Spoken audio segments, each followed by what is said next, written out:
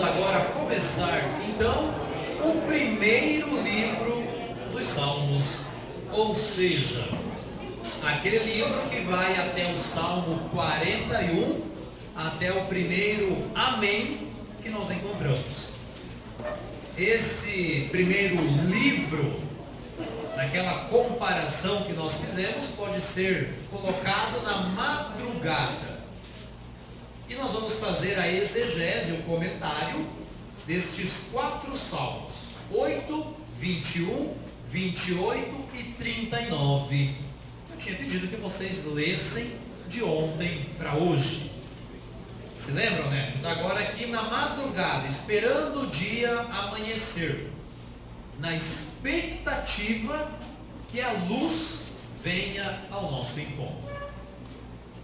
Esse primeiro livro, ele é organizado em 4 blocos. O livro vai até o Amém. E quem organizou o Saltério dividiu esse primeiro livro em 4 blocos. O primeiro bloco é do 3 ao 13. Eu vou tirar o 1 e o 2 porque eles são a introdução. A gente vai falar deles depois. A noite do pobre sofredor.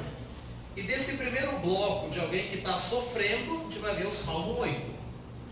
O segundo bloco, do 15 ao 23. O caminho com a palavra. Está sofrendo, mas tem que fazer um caminho com a palavra. Salmo 19. Nós vamos ver o 21. De alguém que está se sentindo abandonado, mesmo tendo lido a palavra. O terceiro bloco, a redescoberta da relação com Deus. Vamos ver o Salmo central, Salmo 28, que vocês leram, da tempestade, da teofania. E o último bloco, para encerrar a noite, do 34 ao 40, novas dificuldades antes que o dia amanheça. E termina com pedido de socorro. Primeiro bloco. Esse bloco ele tem 5 orações, o hino do homem e 5 salmos. Abram aí o Salmo 3. Ele é um salmo de Davi. Todos são de Davi. Oração da manhã de quem é perseguido. Salmo 4. Oração da tarde. Salmo 5. Oração da manhã. Salmo 6. Oração na provação. Salmo 7. Oração de quem é perseguido. 5 orações de quem está passando por alguma dificuldade, para chegar finalmente no Salmo 8. Vocês podem ver que tem 5 orações aqui e 5 salmos aqui. Ele coloca 5 mais 5 para deixar isso aqui no meio. É o salmo mais importante. Estamos com o Salmo 8 aberto aí?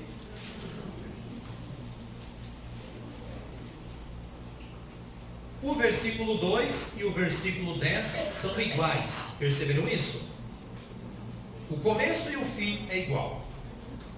Yahvé, Senhor nosso, quão poderoso é o teu nome em toda a terra. Versículo 10. Yahvé, Senhor nosso, quão poderoso é o teu nome em toda a terra. Do jeito que começa, termina. É como se fosse a moldura de um quadro. Do jeito que está em cima, está igualzinho embaixo. O importante é o meio. O que o Salmo 8 diz então? Pela boca das crianças e bebês, tu firmaste qual fortaleza contra os teus adversários, inimigos, vingadores. Tivemos 5 orações de quem está esperando o dia amanhecer. E essa pessoa diz o quê? Que Deus vai utilizar a simplicidade de criança e de bebês para vencer quem? Adversários, inimigos e vingadores. O primeiro ensinamento do Salmo 8, o Salmo central, qual que é? Deus usa simplicidade. É o discurso que Cristo sempre utilizou. E um pouco mais para frente, versículo 4. Quando vejo o céu, obra de teus dedos, e a lua e as estrelas que fixaste. Vocês se lembram que eu falei que quase todos os livros da sabedoria tratam sempre da criação. Deus é simples, age nas pessoas simples, e quando que eu vejo que Deus é grande? Quando faz uma coisa extraordinária, ou seja, a criação. A grandeza divina na criação diante da miséria humana. Como que Jó percebeu que Deus estava do lado dele? Quando Jó percebeu a criação. Enquanto Jó olhava só para ele e não olhava para a criação, ele não entendia nada. Esse nosso autor, 5 orações, 3, 4, 5, 6, 7, está pedindo, está suplicando, quando que Deus vai atender? Quando ele percebe que Deus vai atender na simplicidade, no bebê, na criança, na coisa simples, e aí que ele vai perceber a grandeza de Deus. Versículo 5. O que é um homem para dele te lembrares, Senhor? Um filho de Adão, para que venhas visitá-lo? Por isso que é o hino do homem. Ou seja, ele pergunta no meio, o versículo principal desse salmo é o versículo 5. Senhor, você que criou tudo isso, por que se preocupa tanto com o homem, com a humanidade? O que é a humanidade? Quando ele olha para a criação, ele acha que aquilo é o máximo? Ele diz não. Qual que é o ponto alto da criação? O homem, a humanidade. Nós somos a obra-prima de Deus.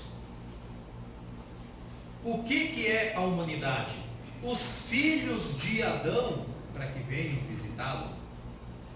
E fizeste pouco menos que um Deus, coroando de glória e beleza. Podemos comparar esse salmo com qual página da Bíblia? Gênesis. Deus cria, organiza tudo. Qual que é a última coisa que se coloca como ponto alto? O ser humano, a humanidade. E olha só o que ele diz: de glória e beleza coroando. Muito parecido com a linguagem da imagem e semelhança. Então esse homem está esperando o amanhecer, coloca 5 orações e percebe que vai amanhecer. Por quê? Por causa dele. Porque Deus vai fazer o dia amanhecer, porque aquele ser humano merece. Para que tu domine a obra de tuas mãos, e sob os teus pés tudo colocaste. Eu coloco sobre o teu domínio tudo, dá nome para tudo. A linguagem do Gênesis. Podemos ver que a palavra de Deus, de Gênesis 1 e 2, se inspira muito nos livros da sabedoria.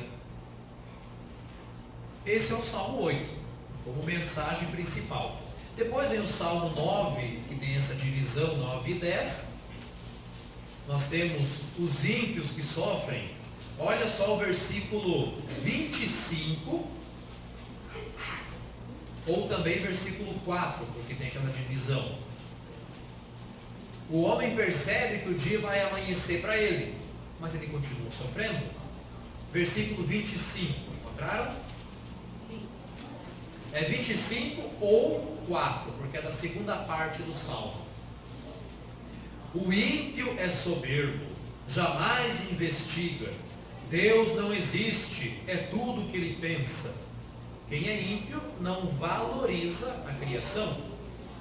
Salmo 10, versículo 2, começa como? Vê que os ímpios tramam o seu arco, ajustam a flecha na corda, para atirar nos corações inocentes. Salmo número 11, continua a oração de quem está sofrendo. Salmo 12, de Davi também. Salmo bem pequenininho. Versículo 3, como é que está? Até quando terei tanto sofrimento dentro de mim? Tristeza no meu coração dia e noite, ou seja, sempre. Até quando triunfará o meu adversário? Orações pedindo socorro. Salmo 13, como é que começa ele?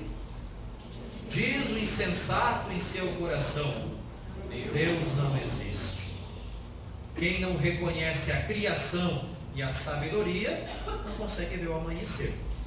Nós tivemos então esse primeiro bloco com 5 orações. O homem que percebe que Deus está do seu lado e mais 5 orações. Vamos para o segundo bloco. Antes era o homem no centro, agora é a palavra. Salmo 14. Como é que termina o Salmo 14? Não empresta dinheiro com usura, nem aceita suborno contra o inocente. Quem age deste modo jamais vacilará. Quem não vai vacilar? Quem segue a palavra.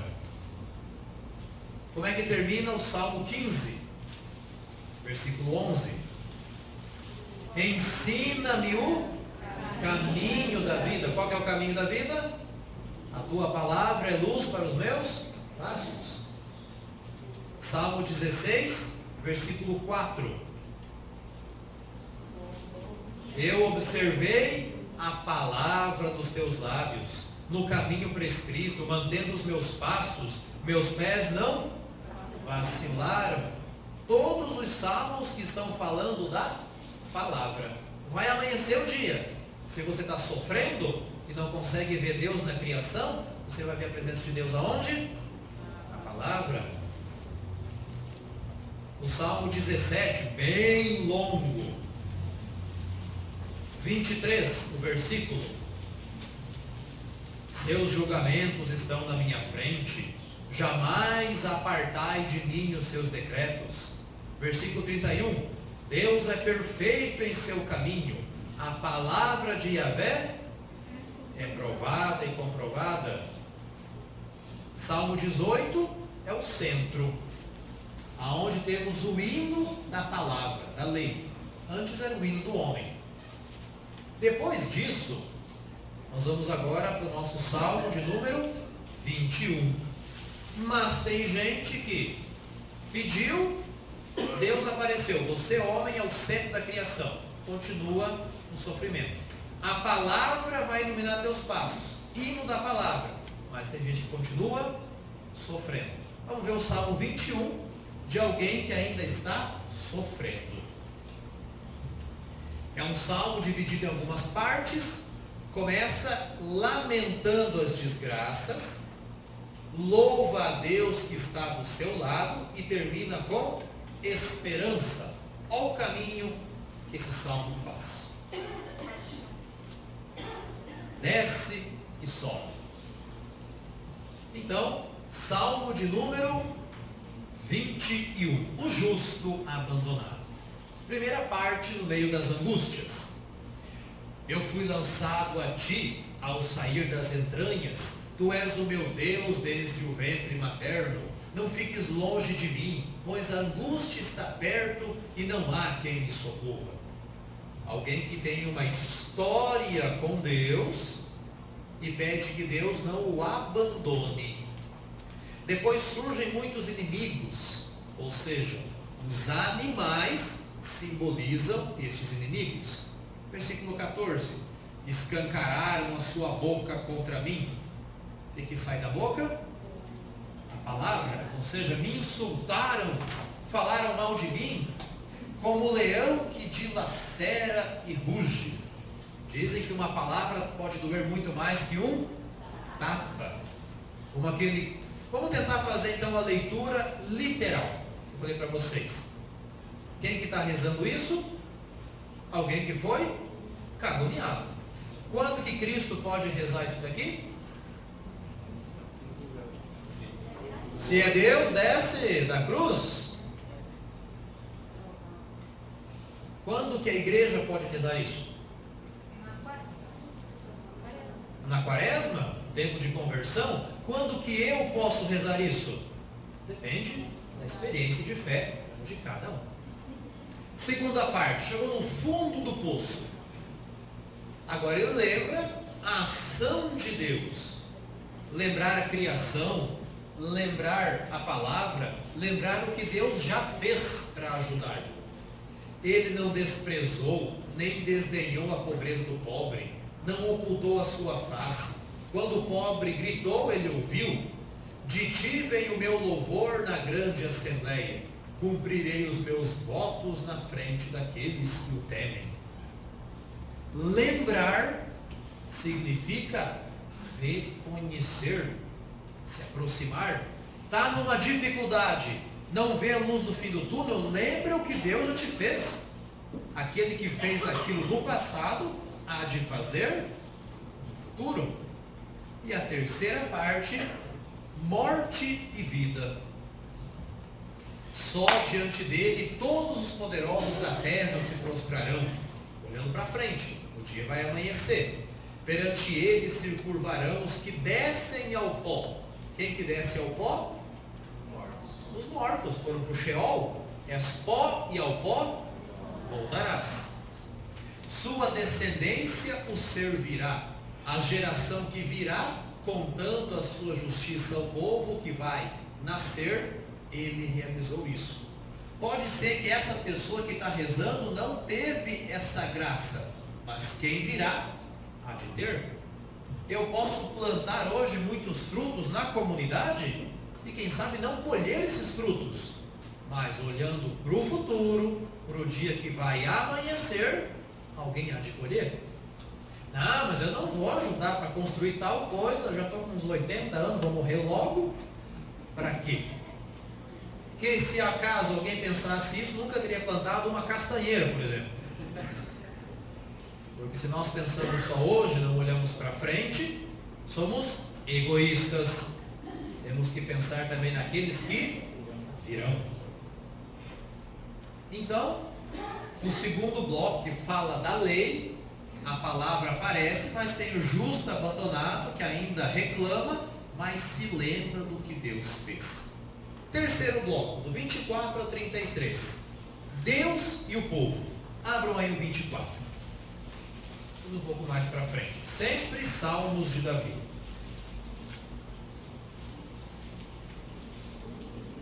O Salmo 24. Pedido de ajuda no perigo. Salmo 25.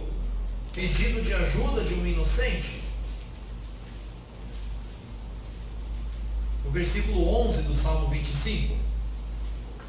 Quanto a mim, eu ando na integridade, resgata-me, tem piedade de mim. No Salmo 26, uma pessoa com medo. Salmo 26, versículo 7. Ouve, Yahvé, meu grito de apelo, tem piedade de mim. Pedido de socorro. Chegamos no Salmo 28, que é o centro desses pedidos. Nós temos então vários pedidos, o Salmo no meio, a teofania, teremos depois vários agradecimentos. Primeiro bloco, o Salmo do homem, ponto alto da criação. Segundo bloco, a palavra, a lei. Terceiro bloco, Deus se manifesta. Se você olha a criação, você olha a palavra, se lembra o que Deus te fez, mas mesmo assim não é suficiente para que o dia amanheça, Deus te aparece na tua frente. Salmo 28, provavelmente o salmo mais antigo do saltério. O salmo da tempestade. Então, ele começa assim: tributai a Yahvé glória e poder, a glória ao seu nome, adorai Yahvé no seu átrio sagrado. Provavelmente eles pegaram um salmo dos cananeus e acrescentaram o nome de Yahvé no começo. Depois repete 7 vezes a palavra vós. Peguem o salmo e sublinhem cada vez que vocês acham a palavra vós, no Salmo 28. Versículo 3.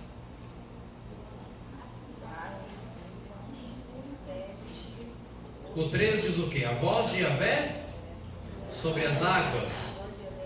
O 4 diz o quê? A voz de Yahvé com força. A voz de Yahvé no esplendor, majestosa. No 5, a voz de Yahvé despedaça os cedros. No 7, a voz de Yahvé lança raios. O 8, a voz de Yahvé sacode o deserto. O 9, a voz de Yahvé retorce os carvalhos. Quantas vezes? 7. O 7 é o número da perfeição.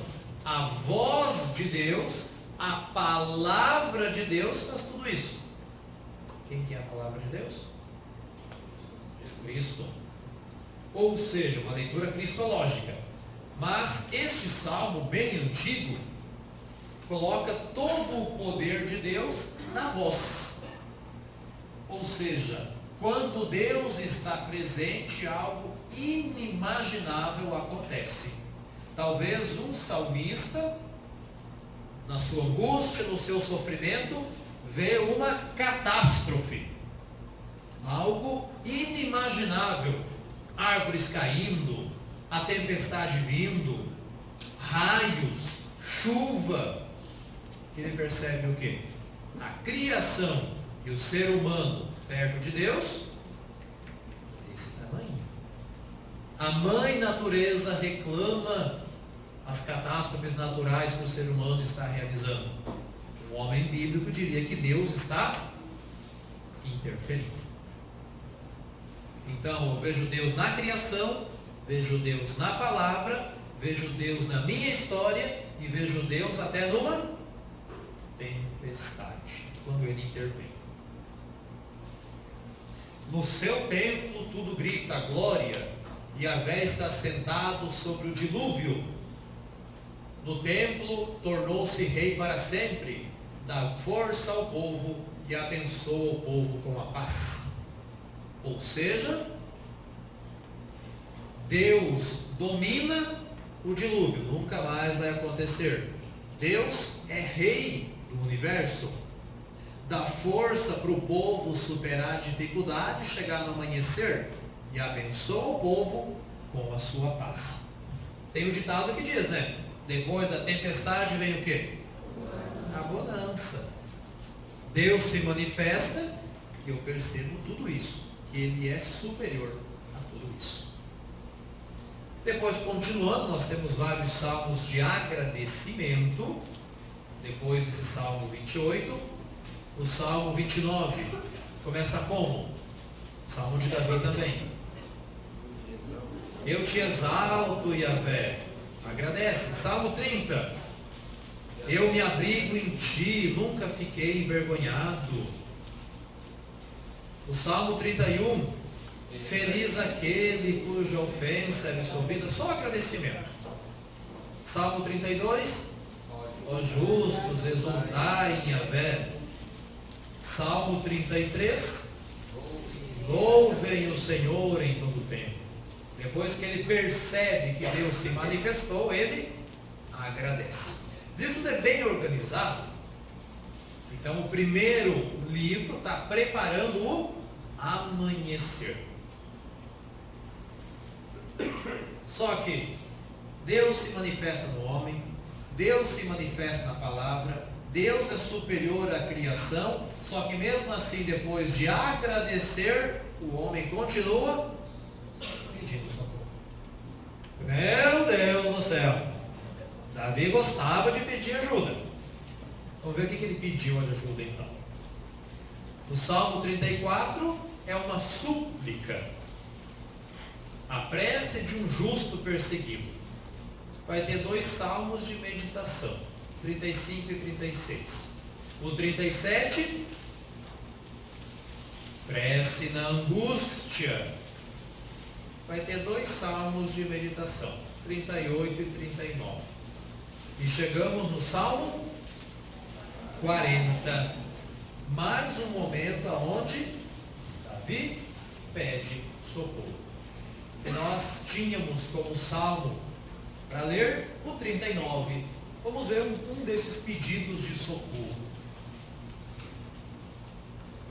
Esse salmo 39 é um pedido de socorro muito famoso, tanto que ele está no Novo Testamento, na carta aos Hebreus. O Novo Testamento usa os salmos. O Novo Testamento tem mais ou menos 300 citações diretas do Antigo Testamento. E dessas 300 citações, 100 aproximadamente são dos Salmos. Os Salmos, o livro mais citado no Novo Testamento. Hebreus 10. Ele está falando que o sacrifício de Cristo nos salva e é muito mais importante que o sacrifício de animais, porque Cristo é o Cordeiro. É impossível que o sangue de touros e bodes elimine os pecados. Por isso, ao entrar no mundo, Cristo afirmou. Hebreus diz que Cristo, no momento da encarnação, rezou esse salmo. Palavra de Deus. Tu não quiseste sacrifício e oferenda, tu, porém, me formaste um corpo. Holocaustos e sacrifícios pelo pecado não foram do teu agrado. Por isso eu disse, eis-me aqui. Quem que disse eis-me aqui? Maria. Porque esse salmo aqui nós rezamos ele que dia do ano? 25 de março, dia da Anunciação. O Evangelho, Maria diz, eis-me aqui. E o salmo de meditação daquela missa, o Salmo 39. O Cristo também diz, eis-me aqui. No rolo do livro está escrito, eu vim, ó Deus, para fazer a tua vontade. Então, é um fiel que no Salmo 39 pede socorro. Esperei ansiosamente por Yahvé. Ele se inclinou para mim, ouviu o meu grito. Ele me fez subir da cova fatal, do brejo lodoso. Colocou meus pés sobre a rocha, firmando meus passos. Alguém que grita, está lá no fundo. Isso que eu falei, tem salmos que não tem esse descer e subir. Tem salmos que começam já no fundo do poço, no brejo. Então alguém que está no brejo, olha para cima e pede socorro. Vocês já caíram num poço alguma vez? Numa cisterna? Imagine só você cair num poço, numa cisterna, está se afundando naquilo e pedindo socorro. Olha para cima e pede, me ajude. Quem que está fazendo isso? Leitura da igreja. Como é que eu posso ler esse salmo? A gente no nosso pecado não se salva. Está afundando no poço. Olhando para cima e te pede que quem nos salve? Cristo. Me tira daqui. Estou afundando. Não quero continuar nesse lodo, nesse pecado, nessa vida. A dificuldade se transforma em alegria, porque essa pessoa foi ouvida. Pôs em minha boca um cântico novo, um louvor ao nosso Deus. Muitos verão e temerão e confiarão em Yahvé, as obras que ele fez. Feliz é esse homem cuja confiança é Yahvé. Ele não se volta para os soberbos, nem para os que ficam na mentira. Ou seja, subiu e agora agradece. Quanto a ti, Yahvé, não negues a compaixão por mim. O teu amor e a tua verdade vão me proteger. Eu sei que as desgraças me rodeiam. Não porque Deus me salvou, que eu estou livre de desgraça, mas elas são muito menores que a graça de Deus. Exultem e se alegrem contigo todos os que te procuram. Os que amam a tua salvação repitam sempre: Deus é grande. Quanto a mim, sou pobre e indigente. Estou esperando o dia amanhecer, mas o Senhor cuida de mim. Senhor, tu és o meu auxílio e salvação. Meu Deus, não demore. Meu Deus, não demore. O que o salmista está pedindo? Ajuda. Mas essa ajuda para sair do pecado, para se salvar. Quando que nós usamos esse salmo aqui na liturgia, que eu li aquela passagem de Hebreus? A festa da Anunciação. 25 de março, passam 9 meses, temos dia 25 de dezembro, Natal. Anunciação, meu Deus, não demores. Deus demorou? Não, ele se fez carne. O salmista pediu e Deus não demorou, se fez carne, se encarnou para nos salvar. E assim praticamente termina o primeiro livro. Um pedido que Deus não demore, que o dia amanheça, que me tire do fundo do poço do pecado, porque eu quero me salvar. Então o primeiro livro dos Salmos, a gente viu praticamente todos, e temos 4 importantes. Alguma dúvida? Então, se não temos dúvidas, terminamos assim a leitura do primeiro livro dos Salmos.